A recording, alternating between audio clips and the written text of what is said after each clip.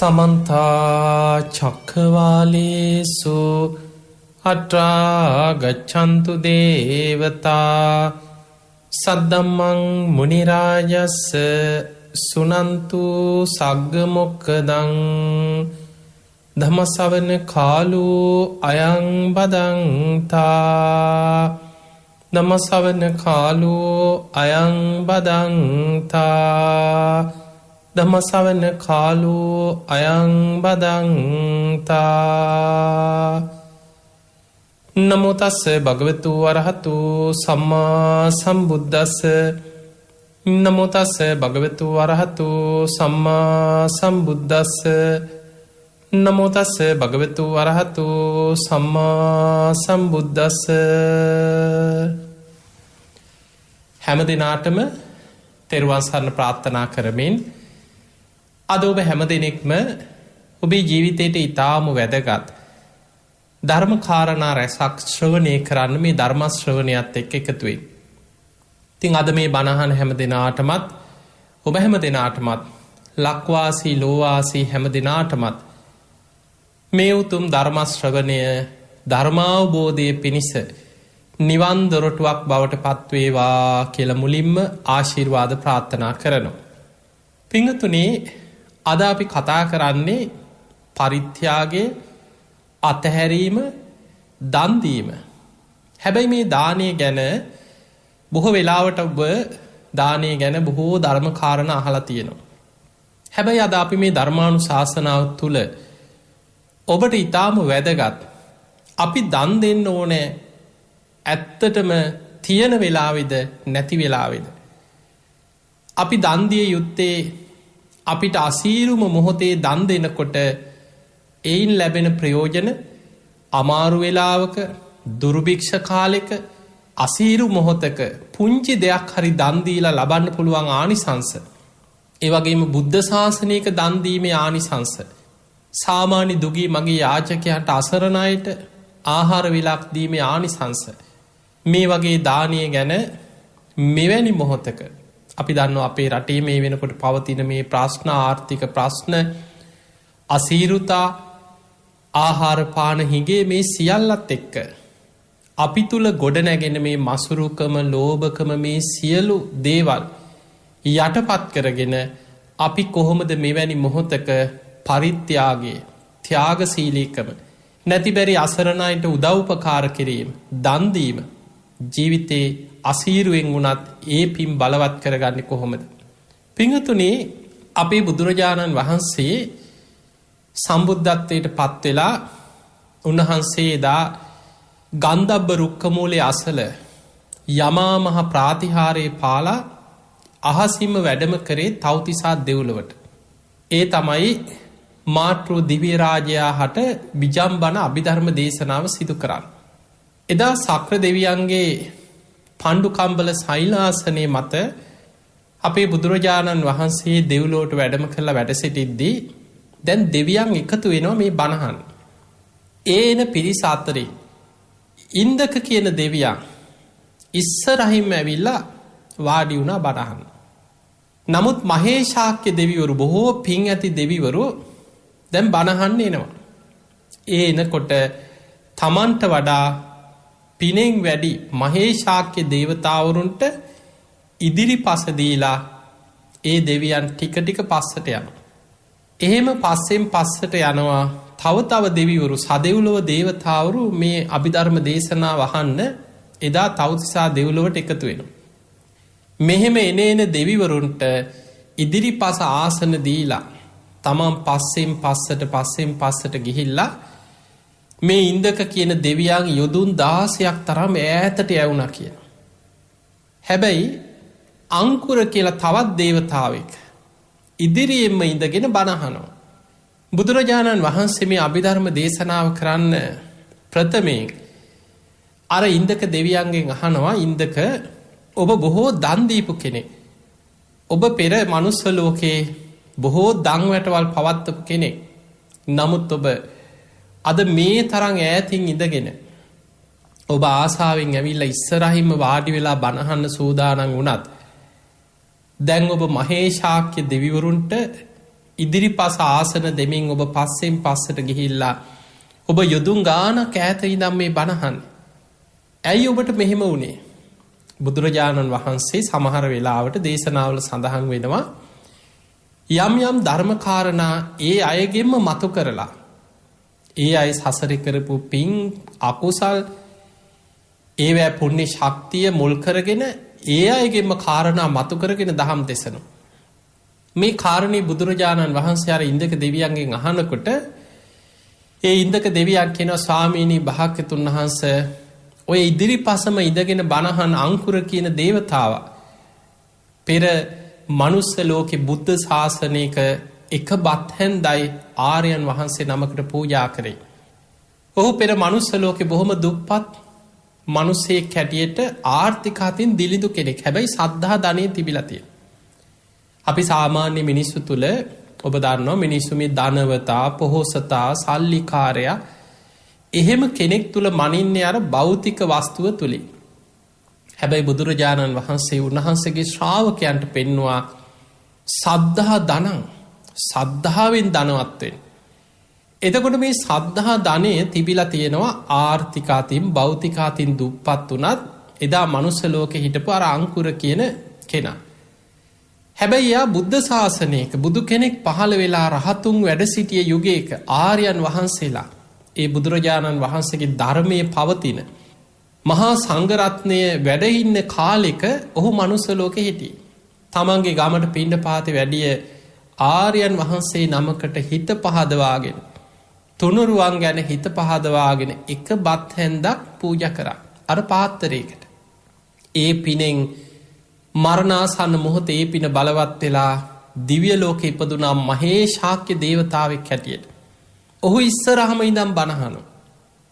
හැබැයි බුද්ධ ශූන්‍ය කාලෙක මහා ධනවතෙක් හැටියට භෞතික වසයෙන් ධනවතෙක් ඔහු විශාල දං වැටවල් පැවැත්තුවා. දුගී මගේ යාචකයන්ට එදා මිනිස්සු එකතු කර කර මහා දන්සැල් පැවැත්තුව. බොහෝ මිනිස්සුන්ට දන් දුන්න තමන්ගේ ජීවිත කාලෙම සද්ධාවෙන් දන්දීපු කෙනෙක් මේ ඉන්දක කියන කෙනා. හැබැයි ඔහු ඒ තරං විශාල දානාදී පින්කං කරලා තියෙන්නේ බුද්ධ ශූන්‍ය කාලෙක. පින් පව් විශ්වාසයක් නැති. කර්ම කරම්ඵල විශ්වාසයක් නැති. හොඳ නරක දන්නේ නැති. කාලබීල ඔහේ ඉඳලා මැරිලා මොකෙක් වුණහම් මොකද කියලා අන්නෙවැනි දුෂ්ටි තිබිච්ච සමාජයක එවැනි මිනිස්සුන්ට තමයි දංවැටවල් පැවැත්වේ. එදකොට ඒ කාලෙත් ඒ දානයේ මහත්ඵල මහානි සංස වෙන්න එක ආර්යන් වහන්සේ නමක් අඩුම ගානේ ලෞකික සම්මාධිට්ටිය. පින් පව් විශ්වාසය කුසල් අකුසල් විශ්වාසය තමන් කරන හොඳ නරක කර්මයන්ගේ විපාක ගැන විශ්වාසයක් මෙලෝ පරලෝ පිළිගැනීමක් තියෙන එක් කෙනෙක්කත් නෑ. ඇයි බුද්ධ ශූර්ණය කාලයක්. නමුත් මේ ඉන්දක කියන කෙනා සංසාර පුරුද්ධට තමන්ගේ ව්‍යාපාරවලින් තමන්ගේ ධනේ ආහාරපාන කෑමබීම ඇඳුම් පැළඳුම් දුගී මගේ යාචකයන්ට එකතු කර කර මහා දං වැටවල් පැවැත්තු. හැබැයි ඒක මහ විශාල පින. ඒ පිනෙන් ඔහු දිවිය ලෝක ඉපදුනා. නමුත් ඊට වඩා විශාල පිනක් රැස් වුණා බුද්ධ ශාසනයක එක බත් හැන්දක් ආර්යන් වහන්සේ නමකට පූජා කරපු අර අංකුර කියන දේවතාවට. එතකොට අපිට මේ ඉතිහාස මේ දේශනාව තුළින් පේනවා සම්බුද්ධ ශාසනයක දන් දෙනවා කියන්න.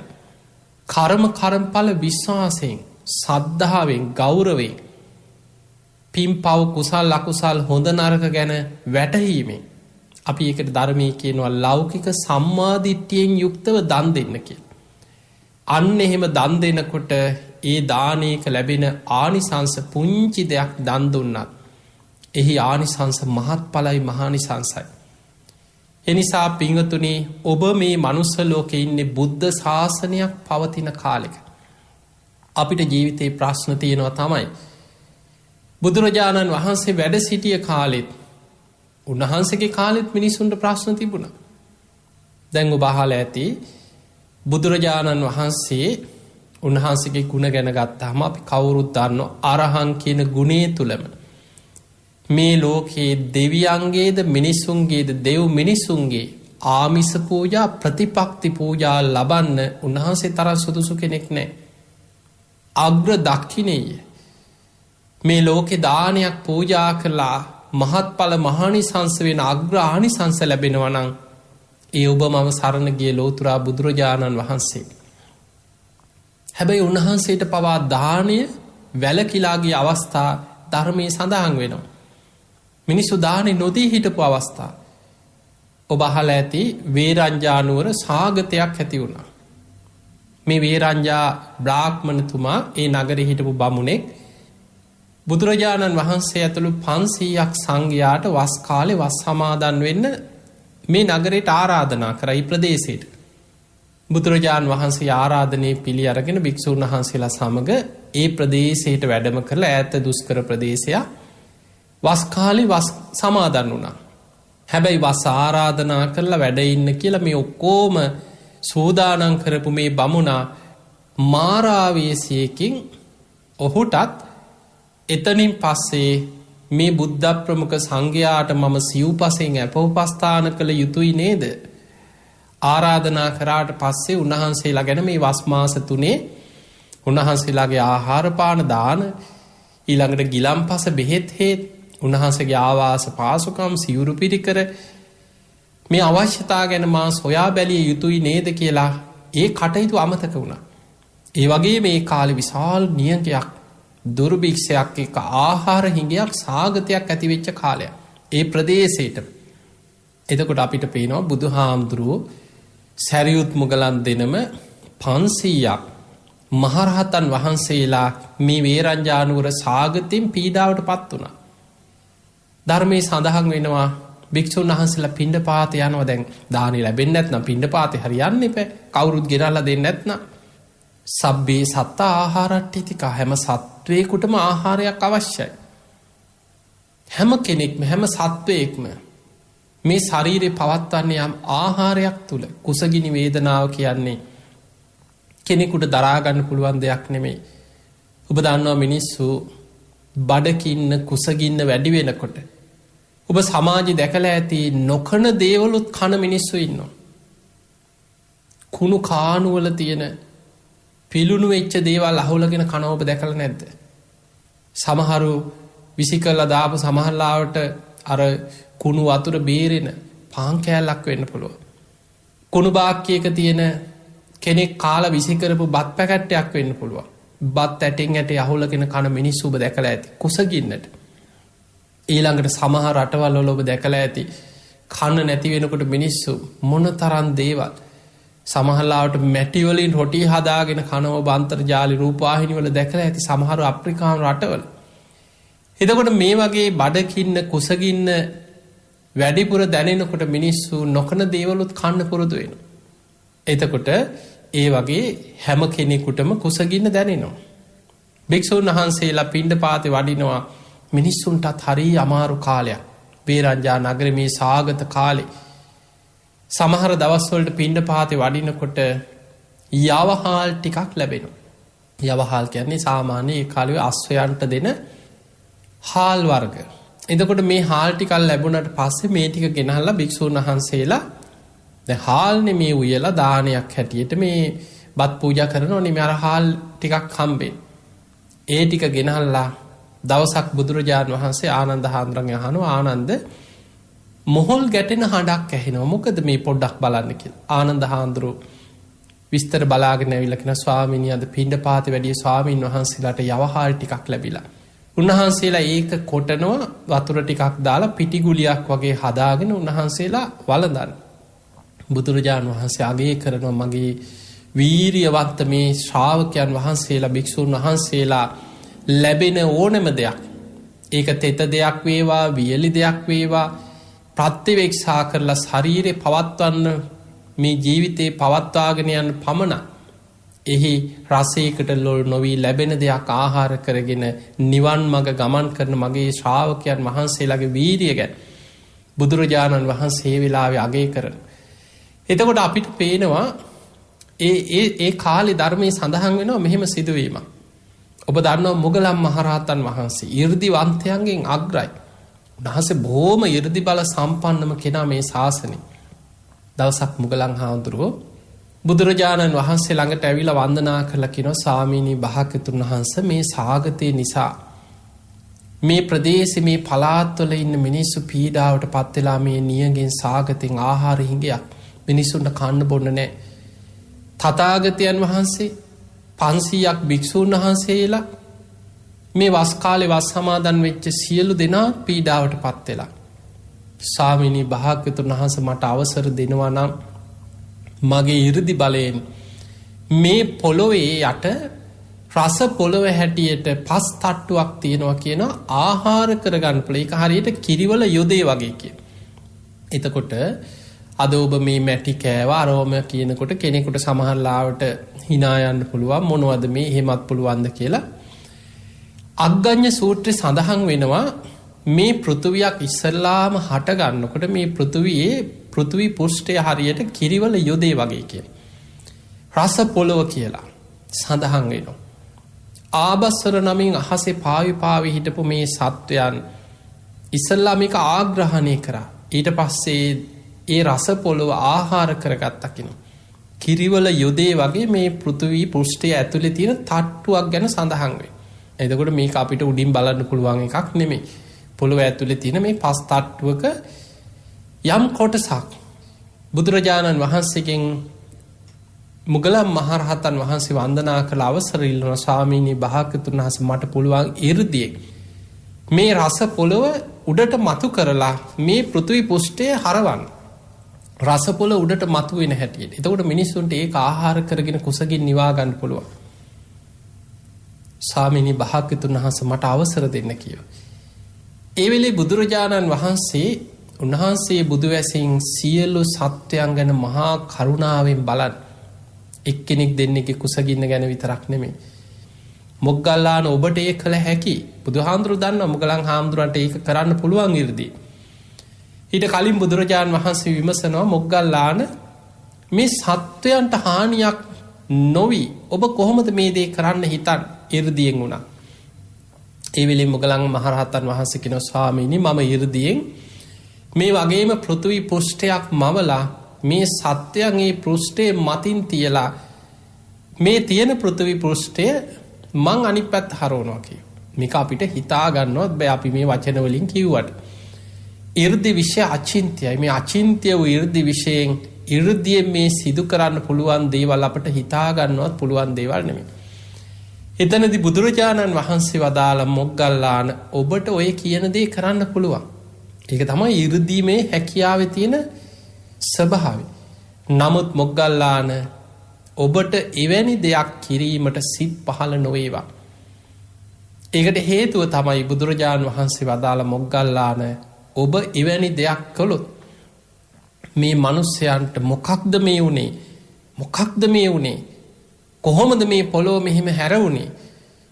මොකක්ද මේ උනේ කියලා ඒ අය හිතලා ඒක තේරුම් ගන්න බැරුව සාමාන්‍ය මිනිස්සුන්ගේ හිත විපිලිසර වෙන්න පුළුවන් කියනවා.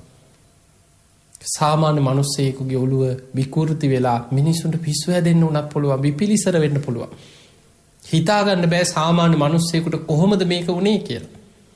බුදුරජාන් වහන්සේ ඊ හැමෝම ගැන කරුණාවෙන් මුගලන් හාමුදුරුවන්ව ඒකෙන් වැළැක්වුවා. එතකොට අපිට පේනවා ඒ කාලේ බුදුහාඳුරු වැඩ හිටිය කාලේ අපේ බුදුරජාණන් වහන්සේ පවා මේ වේරංජා නුවර එදා ඇතිවෙච්ච සාගතෙන් පීඩාවට පත් වුණා. බොහෝ භික්ෂුන් වහන්සේලා මේ අග්‍ර ශ්‍රාවකයන් වහන්සේලා 80 මහා ශ්‍රාවකයන් වහන්සේලා රහතුන් වැඩ සිටිය යුගවල අතීතේ ඇතිවෙච්ච නියඟ දුර්භික්ෂ සාගත විපත් ස්වභාවික විපත් ගැන අපිට ධර්මයේ ඕන තරම් හම්බෙනවා. ඔබ අහලා ඇතිනේ අපේ රටේ බැමිණිතියා සාය ගැන ඔබ ඕන තරම් අහලා ඇති සිදුවී. තිස්ස මහරාමේ 12000ක් රහතන් වහන්සේලා වැඩ සිටිය යුගයේ සිතුල් පව්වේ 12000ක් මහරහතන් වහන්සේලා. එතකොට ඒ දකුණේ එදා සිතුල් පව්ව දකුණේ මහා විහාරය හැටියට හැඳින්වුවේ තිස්ස මහරාමේ. සිතුල් පව්ව ආරණ්‍ය වාසී කැලෑවේ බණ භාවනා කරපු භික්ෂුන් වහන්සේලා වැඩ සිටියේ. 24000ක් මහරහතන් වහන්සේලා මේ බැමිණිතියා සාය නිසා සාගතයේ නියඟේ භික්ෂුන් වහන්සේලාට දාන දෙන්න විදිහකුත් නැහැ. ඒ කාලේ ඒ ආරාමවල තිබිච්ච වී ගබඩාවල් සත්තුන්ගේ උවදුරක් නිසා විනාශ වුණා කියන. එතකොට බලන්න යම් යම් නියඟ දුර්භික්ෂ විපත් එනකොට ඒ අවාසනාවන්ත කාලවල සමහර වෙලාවට ඉතුරු කරලා අනාගතය වෙනුවෙන් කියලා ආරක්ෂා කරගෙන ඉන්න තියෙන හාල් ටික වී ටික හරි මොකක් හරි හේතුවකින් සත්තුන්ගෙන් හරි එක විනාශ වෙලා ඒක ප්‍රයෝජනයට ගන්න බැරි තත්ත්වයක් ඇති වෙන. අවසානයේ 24000ක් මහරහතන් වහන්සේලා යාල මහ කැලේ උන්වහන්සේලා පිරිනිවන් පානවා. මේ නියඟේ දුර්භික්ෂ ආහාර හිඟේ නිසා අපේ රටේ එදා රහතුන් වැඩ සිටිය කාලයක්. දැන් සමහරලාවට මේ සිල්වත් ගුණවත් කියලා නෑ. සිල්වත් උනත් ගුණවත් උනත් මාර්ගඵල ලැබුවත් නැතත් රහතන් වහන්සේලා වුණත් සාමාන්‍ය කෙනෙක් වුණත් ස්වභාවික විපතකදී ව්‍යසනයකදී නියඟකදී අපි කාටත් හැම කෙනාටම ඒ පීඩාව විඳින්න සිද්ධ වෙනවා. දැන් ඔබ හිතන්න භූමිකම්පාවක් එනවා. රහතන් වහන්සේලා සිල්වතුන් වැඩ සිටියා කියලා උන්වහන්සේලාගේ ආරාම කුටි විතරක් හෙල්ලෙන්නේ නැතුව අනිත් තැන් විතරක් කම්පා වෙනව නෙමෙයි. එහෙම දෙයක් වෙන්නේ නැහැ. ඒක කාටත් බලපාන. සුනාමි වගේ විපතක් ආව මොහොත ගොඩ ගැලුවා. සිල්වතාගේ ගේ බේරිලා මේ දුස්සීල කෙනාගේ ගෙට වතුර පාර වැදුණා නෙමෙයි. සමහර වෙලාවට සිල්වත්ද ගුණවත්ද භාවනා කරාද නැද්ද ඒ හැමෝට මේ විපතෙන් පීඩා විඳින්න සිද්ධ වෙනවා. මහා විපත් දුර්භික්ෂ එනකොට රහතුන් වැඩ සිටිය කාලවල උන්වහන්සේලා පව පීඩාවට පත් වුණා. අපේ ශාසනික ඉතිහාසයේ ওই බැමිණි ඉතිහාසය ගැන සඳහන් වෙලා තියෙන තැන්වල සඳහන් වෙනවා මිනිස්සු කුසගින්න එනකොට කුසගින්න කියන්නේ මිනිස්සුන්ට දරා ගන්න පුළුවන් වේදනාවක් නෙවෙයි. එවැනි වේදනා කුසගිනි වේදනා වැඩි වෙනකොට මිනිස්සු දරුණු වෙනවා. කන්න තියෙන ගහ කොළ කන්න පුළුවන් කොළ වර්ග ගෙඩි වර්ග ඕවා කාලා ඉවර වෙනවා. ඒවා විනාශ වෙනවා. සත්තු ටිකත් කාලා ඉවර වුණා. අවසානයේ මිනිමස් කන මට්ටමට මිනිස්සු දරුණු වුණා කියලා. සාමාන්‍ය මිනිමස් නෙමෙයි. මිනිස්සු මරාගෙන මිනිමස් කෑව. මේ මැරිච්ච ඒවා විතරක් වාගෙන කෑව නෙමෙයි. ඒ අතර සිල්වතුන් ගුණවතුන්ට පවා රහතුන්ට පවා භික්ෂුන් වහන්සේලා බණ භාවනා කරපු අය කාටත් මේ මිනිස්සුන්ගෙන් කරදර බාධා විපත් ඇති වෙන්න පටන් ගත්තා. ධර්මයේ සජ්ජායනා කර කර ත්‍රිපිටකය ආරක්ෂා කර කර හිටපු භික්ෂුන් වහන්සේලා පවා උන්වහන්සේලා ධර්මයේ රකින්න දිවි හිමියෙන් ධර්මයේ රැක ගන්න කොටසක් ඉන්දියාවේ කාංචිපුර කියන ප්‍රදේශයට පාරු හදාගෙන ගියා. ඒ ආහාර පාන හොයාගෙන නෙමෙයි ත්‍රිපිටකයේ රැක ගන්න ධර්මයේ ආරක්ෂා කර ගන්න ඕන නිසා නියඟේ අවසන් වෙනකොට භික්ෂුන් වහන්සේලාට විපත් පීඩා ඇති වෙලා ඉතිරි වෙච්ච කීප දෙනත් පිරිනිවන් පෑවොත් ධර්මයේ රැකගෙන ආරක්ෂා කරගෙන ඉන්න භික්ෂුන් වහන්සේලාගේ ජීවිතත් අනතුරේ වැටුනොත් අනාගතයට ධර්මයේ රැක දෙන්නේ කොහොමද? තව පිරිසක් නැගෙනහිර මුහුදු වෙරළා ඉන්නේ.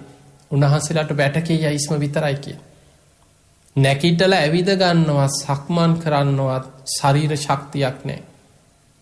වැටකේ යයිස්ම මිරිකලා උඩුබැලි අතට අර වැල්ලි වැතිරිලා එදාට වැටකේ යයිස්ම කෑල්ලක් මිරිකලා උගුරට දාගන්නවා. ඒ ටික තමයි ශරීර ශක්තිය. වෙන කිසි දෙයක් ආහාරයක් නැතුව ඒ විදිහට ධර්මයේ සජ්ජායනා කර කර ත්‍රිපිටකේ ධර්මයේ ආරක්ෂා කරා අවුරුදු 12ක කාලයක් ඇතිවෙච්ච නියඟ විපත් කාලවල. එතකොට අපිට පේනවා පින්වතුනි විපත් ව්‍යසන දුර්භික්ෂ සමාජයට අධර්මිෂ්ඨ රජවරු පහළ වෙච්ච කාලවල ඇතිවෙච්ච විපත් රටවල් වල යුද්ධ මේ වගේ දේවල් වලට ජීවිතේ අපිට මුහුණ දෙන්න සිද්ධ වෙනවා. ඒ සියල්ලත් එක්ක ඔබේ ත්‍යාග දානමය සිත ත්‍යාගශීලී පරිත්‍යාගශීලී මනස ඒක අතහැර ගන්න එපා. පින්වතුනි සමහර වෙලාවට හිතෙන්න පුළුවන් සල්ලි තියෙනකොට තමයි පින්කම් කරන්න ඕන. තියෙන කෙනාට නම් ඉතින් දන් දෙන්න බැරිය. අන්න එහෙම බොහෝ දෙනෙක් හිතනවා. පින්වතුනි තියෙන කෙනත් දන් දෙන්න ඕනේ. පිනේ වටිනාකම දන්න කෙනා දානයක වටිනාකම දන්න කෙනයි දන් දෙන්නේ. සමහර වෙලාවට නැති කෙනා අසරණ කෙනා ඒ කෙනා තේරුම් ගන්න ඕනේ මේ සමහර වෙලාවට තමන් සසරේ දන් දීපු නැති නිසා පෙර සසරේ මසුරුකම ලෝභකම පුරුදු කරගත් එකේ විපාකයක් අද මම මේ ගෙවන්නේ. ඒ නිසා මං කොහොම හරි අඩුම ගානේ කන බත්පත බඩකින්නේ ඉඳලා දවස් 2-3කට සැරයක් හරි තමන් කන බත්පතෙන් කොටසක් සතෙකුට හරි කුසගින්නේ ඉන්න සතෙකුට හරි ආහාරයක් හැටියට පූජා කරා. පින්වතුනි, අපේ බුදුරජාණන් වහන්සේ තරම් මේ ඔබවත් මමවත් අපි කවුරුත් දානික වටිනාකම අපි මේ බණට කිව්වට ඒක සියල්ල දන්නේ දාන පාරමිතාව පාරමී උපපාරමී පරමත්ත පාරමී හැටියට සසරි පුරුදු කරපු සාරා සංකේය කල්ප ලක්ෂය දාන පාරමී පුරපු සමහර ජීවිතවල ජීවිත පරිත්‍යාගයෙන් පරමත්ත පාරමිතාව පිරුවා. එහෙම දන් දීපු වෙස්සන්තරාත්මේ මහ පොළොව පවා කම්පා වුණා 7 වාරයක් උන්වහන්සේ දන් දෙනකොට.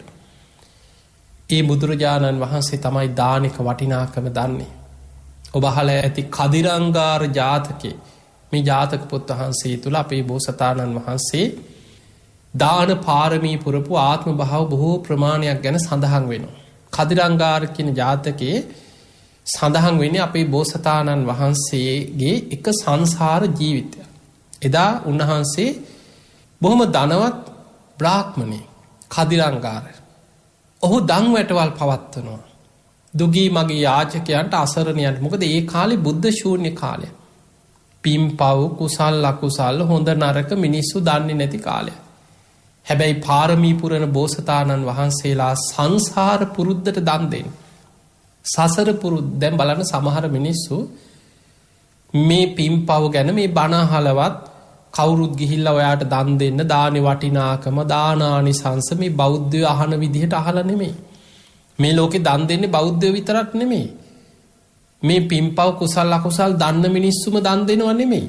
සමහරට දන්න මිනිස්සු කොච්චර ලෝභද මසුරුද මේ පින්පව් කුසල් අකුසල් නොදැනගෙන හිටියා සංසාර පුරුද්දට සමහරු දන් දෙනවා. ඔබ බලන්න මේ ලෝකයේ අන්‍ය ආගමිකයන් අතර පවා තමන් හම්බ කරන ධනෙ දුගී මගී අසරණයන්ට උදව් කරන ලෝකෙ මහා ධනවත් ව්‍යාපාරිකයෝ ඉන්නවා. තමන්ගේ ව්‍යාපාරවලින් හම්බ කරන ධනයෙන් කොටසක් ලෝකයේ එක්කෝ අසරණ වෙච්ච අයට, එක්කෝ පිළිකා රෝගීන්ට, සමහර බෙහෙත් වර්ග හොයාගන්න ලෝකේ පරීක්ෂණවලට ඖෂධ වෙනුවෙන් ලෝකේ දියුණු නැති රටවල් වලට තමන්ගේ පෞද්ගලික ධනය වියදම් කළ මිනිස්සුන්ට උපකාර කරනවා. මේ ලෝකෙ පුරා මොනතරම් දන් දෙන සමහර වෙලාවට වුන් අනුකම්පාව කරුණාව සංසාර පුරුද්ද මතේ දෙන්නේ. ඒ නිසා සසර පුරුද්ද බුද්ධ ශූන්‍ය කාලවල පවා සංසාර පුරුද්ද මතුවෙනවා බෝසතාණන් වහන්සේලාට. ඉතින් අපේ බෝසතාණන් වහන්සේ ඒ කාලේ අඬබෙරක ගහක් මිනිස්සු රැස් කර කර මහා දන් වැටවල් පවත්වනවා. තමන්ගේ ව්‍යාපාර වලින් තමන්ට ලැබෙන තමන්ගේ පරම්පරාවෙන් ලැබිච්ච ධනෙ වියදම් කළ මිනිස්සුන්ටම දන් දෙනවා. ආහාර පානම දන් දෙනවා. ඔහොම දන් දෙනකොට කාලයක් දන් දෙනවා. හැබැයි එතන සිල්වතෙක් රහතන් වහන්සේලා මාර්ගඵලලාභීන් ආර්යයන් වහන්සේලා පින්පව් කුසල් අකුසල් දන්න අය නැහැ. ඔය අතරේ දැන් බුද්ධ ශූන්‍ය කාලවල බහලා ඇති පසේ බුදුවරු පහළ වෙන්න පුළුවන්. පසේ බුදුවරු වැඩ ඉන්නේ. ඒ පසේ බුදුරජාණන් වහන්සේලා බොහෝ වෙලාවට හිමාලයේ යුගන්ධන පර්වතය වගේ ඇසුරු කරන පසේ බුදුවරුන්ට හිමාලයේ පහළ වෙන පර්වත ගැන ධර්මයේ සඳහන් වෙනවා. උන්වහන්සේලා ඒ වගේ මිනිස්සුන්ගෙන් ඈත් වෙලා එහෙම ප්‍රදේශවල වැඩ ඉන්නවා. මොකද උන්වහන්සේලා බණ කියාගෙන ධර්ම දේශනා කරගෙන විහෙර විහාර හදාගෙන එවැනි ශාසනික කටයුතු කරපු බවක් සඳහන් වෙන්නේ. අහසින් වැඩම කළා කොහෙට හරි උන්වහන්සේලා පිණ්ඩපාත කරගත්ත සමහරවිට අහසින්ම වැඩිය. ධර්මයේ සඳහන් වෙන ඔය ඉසිගිලි පර්වතය ගැන 500ක් පසේ බුදුරු වැඩ සිටිය පර්වතයක් ගැන ඉසිගිලි සූත්‍රය. දවසක් මේ කදිරංගාර මේ එදා අපේ බෝසතාණන් වහන්සේ මේ තාපසතුමා මේ කදිරංගාර කියන මේ සිටුවරයා දවසක් රාත්‍රී හිතු අනේ මම මෙච්චර කාලයක් දන් වැටක් පැවැත්තුවා. මම මෙච්චර කාලයක් මගේ ජීවිතේ මං දුගී මගේ යාචකයන්ට මොන තරම් ආහාර දෙනවද දන් දෙනවද. නමුත් මට මගේ දානයේ මහත්ඵල මහානිසංස කරගන්න මට ආර්යයන් වහන්සේ නමක් තාම හම්බුනේ නෑනේ දානි හැන්දක් හරි පූජා කරන්න කියලා හිතුවා. එදා මේ සිතුවිල්ල අරමුණු වුණා හිමාල මහා වනාන්තරයේ වැඩ සිටිය පසේ බුදුරජාණන් වහන්සේ නමකට. උන්වහන්සේ දින 7ක් නිරෝධ සමාපත්තියෙන් වැඩ ඉඳලා සමාපත්තියෙන් නැකිටලා භාවනාවෙන් දිවසින් ලෝකෙ දිහා බැලුවා. මේ කාලේ බුද්ධ ශූන්‍ය කාලයක් මිනිස්සු හැමෝම දන් දෙන්නව නෙවෙයි. හරි ලෝභයි මිනිස්සු. හැබැයි දානි හැන්දක් හරි පිළිගන්න පූජා කරන්න සුදුසු ත්‍යාගශීලී පින්වන්ත බෝධිසත්ව ගුණ ඇති කෙනෙක් ඒ මනුලව ඉන්නවද කියලා බැලුව බලනකොට අන්න අරමුණු වුණා අර කදිරංගාර සිටුවරයන් වහන්සේ. පෙර සසර පින් තියෙනවා. දන් වැටවල් පවත්වනවා. ඔහු හිත හිතා ඉන්න අනේ මට ආර්යයන් වහන්සේ නමක් ලැබෙනවා නම් දානි හැන්දක් පූජා කරන්න. ඒ වගේම ඔබ අහලා ඇති ධර්ම දේශනාවලදී නිරෝධ සමාපත්තියට සමවැදිලා කිසිම ආහාරයක් නොගෙන රහතන් වහන්සේ නමකට බුදුරජාණන් වහන්සේ පසේ බුදුවරු ඉර්ධි බල සම්පන්න අෂ්ට සමාපatti දක්වා හිත වඩපු අය තමයි නිරෝධ සමාපත්තියට සමවදින්නේ. උන්වහන්සේලා දින 7ක් සමාපatti සුවේ කිසිම ආහාරයක් නොගෙන ඒ භාවනා ඉරියව්වෙන්ම උන්වහන්සේලා දින 7ක් වැඩ ඉන්නේ. දින 7ක් වැඩ ඉඳලා සමාපත්තියෙන් නැකිටලා පිණ්ඩපාතේ වඩිනකොට එදා දවසේ කවුරු හෝ තුන්සිත පහදවා දානි හැන්දක් හරි පූජා කරොත් එහි ආනිසංසයේ මොහොතේ මේ කෙනාට ලැබෙනවා. ඒ නිසා අපිට ධර්මයේ හම්බෙනවා මහා කාශ්‍යප මහරහතන් වහන්සේ සාරිපුත්ත හාමුදුරුවෝ වගේ රහතන් වහන්සේලා නිරෝධ සමාපත්තියට සමවැදිච්ච බොහෝ අවස්ථාවල් වල උන්වහන්සේලා සමාපත්තියෙන් නැකිටලා බැලුවේ දිලින් දෙකට මම පිහිට වෙන්න ඕනේ.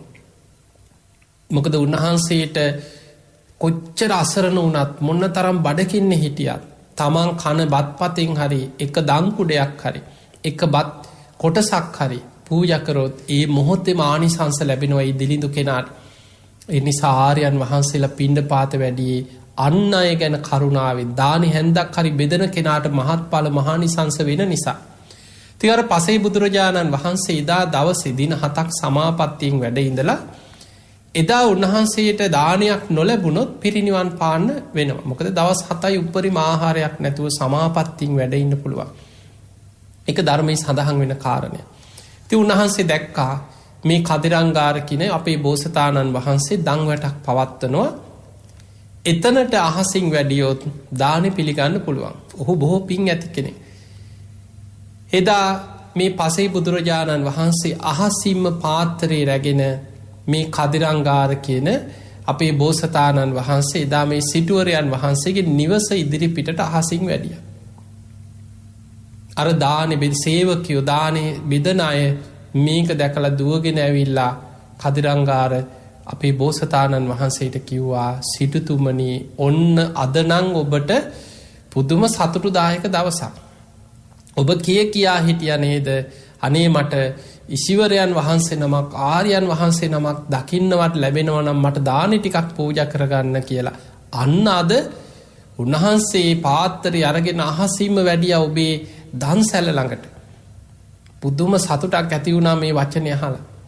දානේ භාජනය අතට ගත්තා.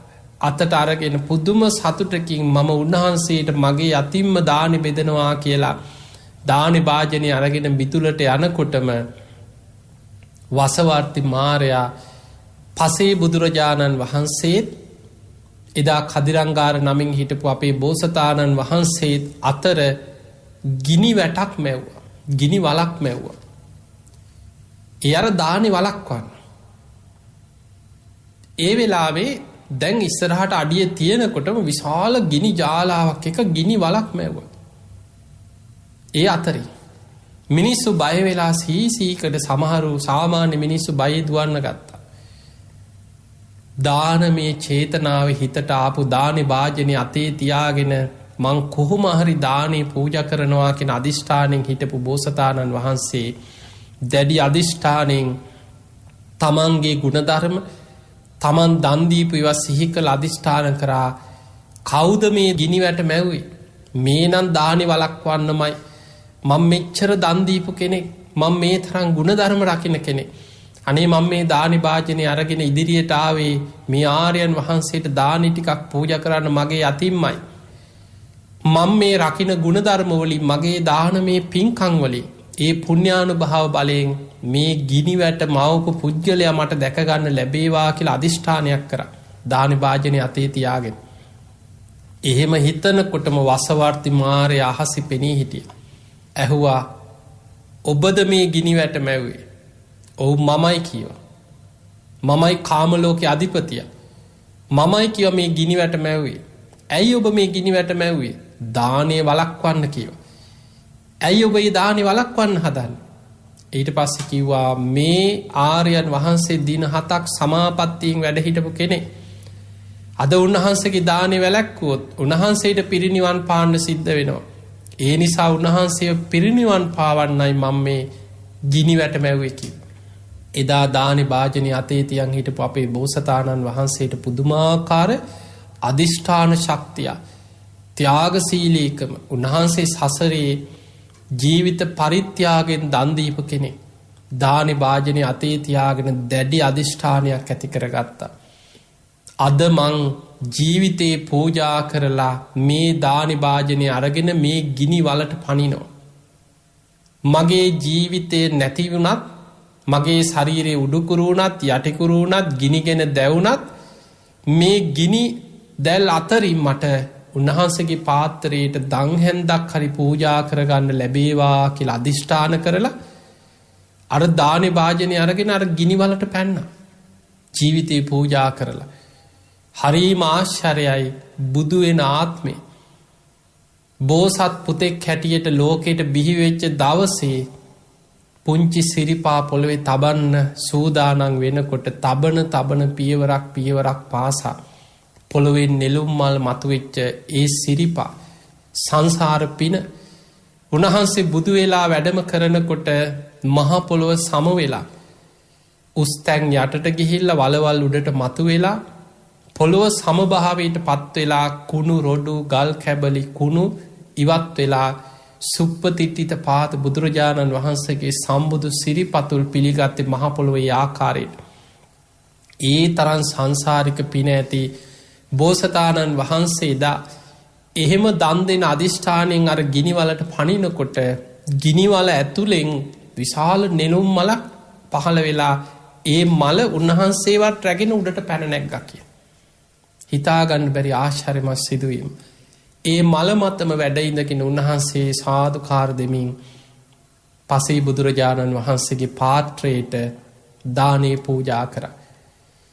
එහෙම දන් දෙනකොට වසවර්ති මාරය අතුරුදහන් වුණා. අර ගිනිවලත් සියල්ල අතුරුදහන් වෙලා ගියා. උන්වහන්සේ ඒ විදිහට දන් දීලා ප්‍රාර්ථනා කරා මම ජීවිතේ පරිත්‍යාග කරගෙන මං දන් දුන්නේ. දානීය වෙනුවෙන් මං ජීවිත පරිත්‍යාගයෙන්මයි ගිනිවලට පැන්නේ. මේ ජීවිතේ පූජා කරගෙන දන් දීපු පිනෙන් මට මතු ලෝතුරා සම්බුද්ධ රාජ්‍යම ලැබේවා කියලා අදිෂ්ඨාන කරා. එතකොට බලන්න අපේ බෝසතාණන් වහන්සේ සසරේ දන් දීපු හැටි. ජීවිතේ පවා පූජා කර කර දන් දීපු කෙනෙක්. ඒ නිසා පින්වතුනි ඔබේ ජීවිතේ මොන තරම් ප්‍රශ්න ගැටලු පීඩා අපහසුතා දැනුණත් ඔබේ ගමේ ඉන්න අසරණ කෙනෙකුට හරි එක බත් වේලක් හරි දෙන්න උත්සාහ කරන්න මෙවැනි මොහොතක. සමහර වෙලාවට ඔබට ගෙදර පෙර සසර පිනකට ඔබට මොනවා හරි දෙයක් තියෙන්න පුළුවන්. සමහර වෙලාවට වෙනදා 3 වේල කාපු කෙනාට දවස් වේල 2ක් වෙන්න පුළුවන්, 1ක් වෙන්න පුළුවන්.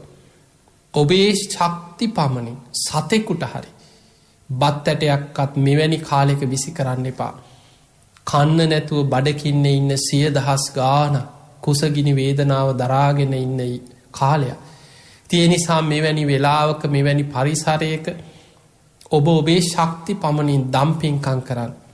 හැම කෙනෙක් ගැනම මිනිස්සුયો මොනතරම් පීඩා සත්තු පවා මෙවැනි වෙලාවක. ඒ නිසා හැමෝම ගැන අනුකම්පා සිතක් ඇති කරගන්න.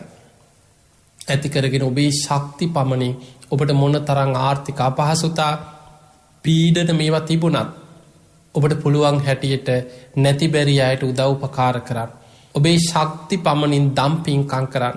අපි දැක්ක පසුගිය කාලවල අපේ රටේ මේ ප්‍රශ්න මොන තරන් දරුණුවට මේ තෙල් පෝලිං ගෑස් පෝලිං ආහාර හිඟයක් ගැන ඉදිරී ඇතිවෙන මේ වැනි අසීරුතා ගැන කොච්චර ඇහුනත් මොන තරම් පීඩා දැනුනත් මිනිස්සු වෙසක් පෝය කාලේ මොන තරම් දන්සැල් දුන්නත් පොසොන් පෝයට ඔබ දකින්න ඇති කොච්චර මිනිස්සු දන්සැල් දුන්නත් අසීරුවෙන් හරි අමාරුවෙන් හරි තමන් කරගෙන යන පින්කං මොන තරම් අසීරුතා ඇති වුණත් දිගට කරන්න උත්සාහ කරන මහා පින්වන්ත බෝසත් ගුණ ඇති මිනිස්සු අපේ රටේ මේ මිනිස්සු අතර ඉන්නවා. ඒ නිසා ඔබට වෙනද වගේ ප්‍රණීතව දන් දෙන්න බැරි වුණත් ඒ දම් පින්කං ඔබේ ශක්ති පමණින් කරගෙන යන වෙනද වෑංජන 3-4ක් හදාගෙන දන් දීපු කෙනා අඩුම ගාන එක වෑංජනයක් එක්ක හරි දන් දෙන්න. ඔබට පුළුවන් හැටියට තව කෙනෙක් ගැන හොයලා සමහරලාට බෙහෙතක් ගන්න විදිහක් නැතුව ජීවිතේ බොහොම අසරණ වෙලා ඉන්න කෙනෙක් වෙන්න පුළුවන්. ඒ නිසා කෙනෙකුට ආහාර පාන, ඇඳුම් පැළඳුම් සමහරලාට ඉන්න තැනක් නැතුව ගෙවල් කුලිය ගෙවා ගන්න බැරුව පාරට ඇදලා දාලා වෙන්න පුළුවන්. ඒ නිසා මෙවැනි වෙලාවක මිනිස්සු ගැන මානුෂිකව බලන්න. සමහරලාට අසරණකමට, නැති බැරිකමට එක දවසක් සතියක් මාසයක් ගෙවල් කුලිය ගෙවන්න බැරි වුණා කියලා ඉන්න තැනින් ගෙදරින් එළියට ඇදලා දාලා මිනිස්සු මහපාරට දාලා පලි ගන්න අනතුරු කරන්න එවැනි මට්ටමට ක්‍රූර මනසක් ඇති සමාජයක සමහර සිදුවීම් අපිට විටින් විට අහන්න ලැබෙනවා.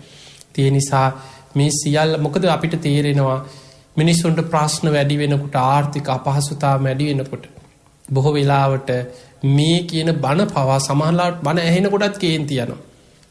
සමහර වෙලාවට ඉවසන්න කියනකොටත් කියන කෙනා ගැනත් කේන්ති යනවා. දන් දෙන්න කියනකොට කියන කෙනා ගැනත් කේන්ති යනවා. මිනිස්සු හැම වෙලාවෙම ආවේගශීලීව කාට හරි බැන ද්වේෂයෙන් වෛරයෙන් කේන්තියෙන් පසු වෙන යුගයක්. මෙවැනි වෙලාවක තමයි ඉවසීම පුරුදු කරන්න ඕන. හිතට කේන්තිය බලවත් වෙන වෙලාවකයි ඉවසන්න ඕනේ. අමාරු වෙලාවක තමයි අමාරුවෙන් හරි දම්පින්කම් කරන්න ඕන. තමන්ගේ හිතට කෙලෙස් බලවත් වෙන වෙලාවට තමයි වීරියෙන් කෙලෙස් යටපත් කරගන්න ඕන. ඒ නිසා මෙවැනි කාලෙක අසීරුවෙන් හරි සිල් ගුණ දහම් රැකගන්න උත්සාහ කරන්න. පුළුවන් තරම් මොන තරම් ප්‍රශ්න ගැටලු පීඩා ඇති වුණත් වැරදි ජීවිතවලට යොමු වෙන්න එපා. පුළුවන් තරම් ඔබ ඔබේ කය සංවර කරගන්න. ඔබේ වචනේ සංවර කරගන්න. ඔබේ හිත රැකගන්න. අසීරු මොහොතක අමාරු මොහොතක අමාරුවෙන් හරි ගුණධර්ම ටික රැකගන්න. ඒ රකින්න ගුණධර්ම ඔබ සසර ආරක්ෂිතව ධර්මයේ කරා නිවන කරා අරගෙන යාවි. ඒ නිසා ඔබ කොහේ ඉපදුනත් මේක මේ අපිට එක පුද්ගලයෙකුට දෙන්නෙකුට මෙන්න මෙයා නිසා කියලා අපි කොහේ ඇඟිලි දික් කරත් මේ ලෝකේ පුරාම ඉපදීම නිසයි දුක කියන එක තේරුම් ගන්න තාක්කල් ඉපදිච්ච නිසා නේද මේ දුක් විඳින්න කියලා වටහාගෙන මේ දුක තමා තුළින්ම අවබෝධ කර නොගන්න තාක්කල් සසරේ මෙවැනි දුක් විඳ අපිට සංසාරේ යන්න වෙනවා.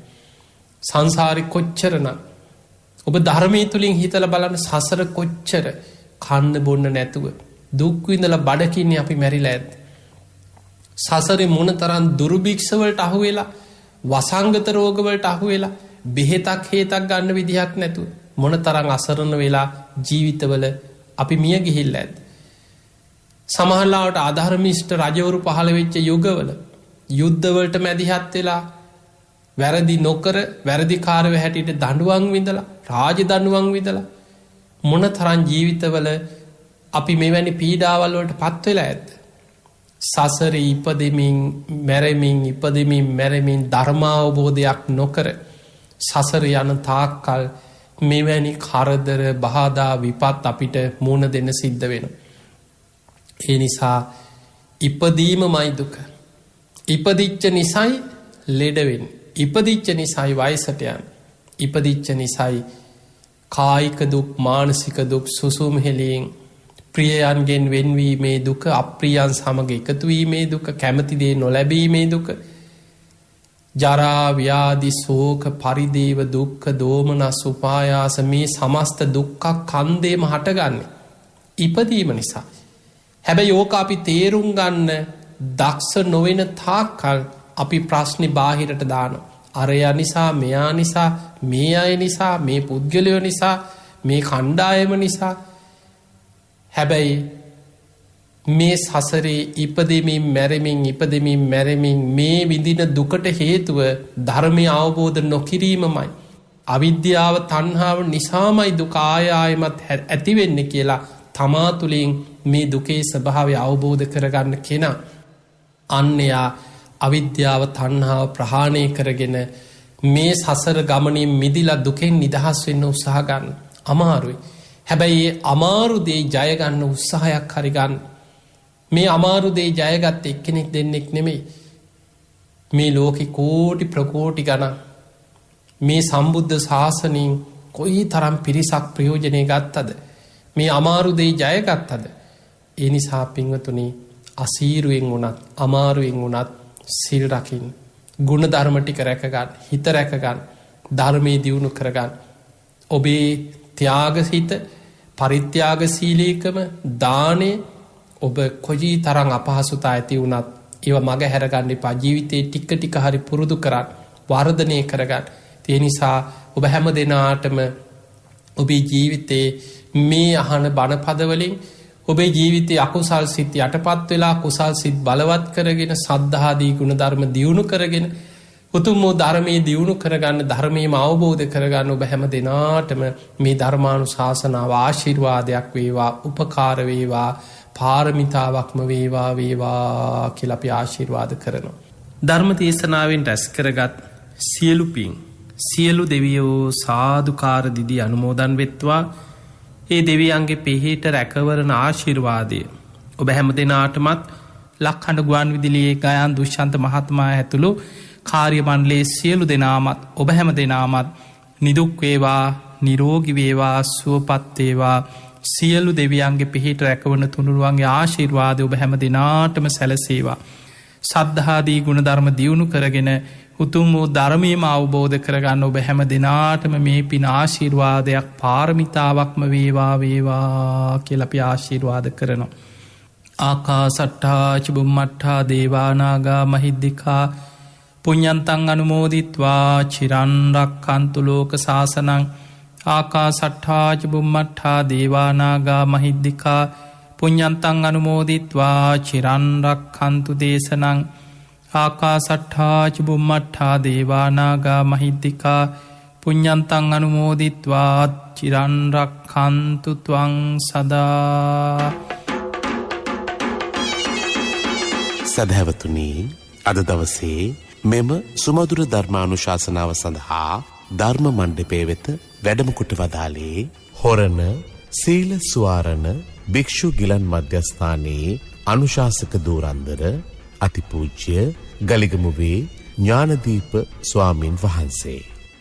අපේ හාමුදුරුවනේ, ඔබ වහන්සේ සිදු කරන ආගමික, ශාසනික, ධර්ම ප්‍රචාරක කටයුතු තව තවත් සිදු කරන්නට ත්‍රිවිධ රත්නයේ ආශිර්වාදයම ලැබේවායි අපි සාදු සිත පෙරදැරිව ප්‍රාර්ථනා කරමු.